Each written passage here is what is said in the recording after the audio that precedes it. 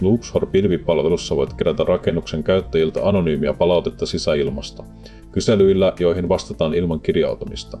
Pääkäyttäjän Locations-välilehdellä jokaisella sijainnilla on kyselykuvake. Vihreä kuvake tarkoittaa, että sijainnille on kohdistettu aktiivinen kysely. Klikkaa kuvaketta, niin kyselyn hallinta avautuu. Näet kyselyn tiedot sekä anonyymin vastauslinkin ja QR-koodin.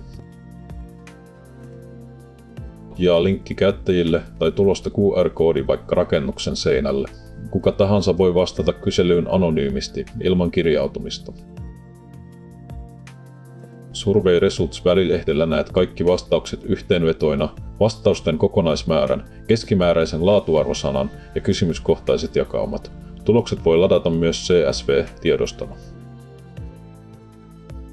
Näin kuulet, miten rakennuksen käyttäjät kokevat sisäilman.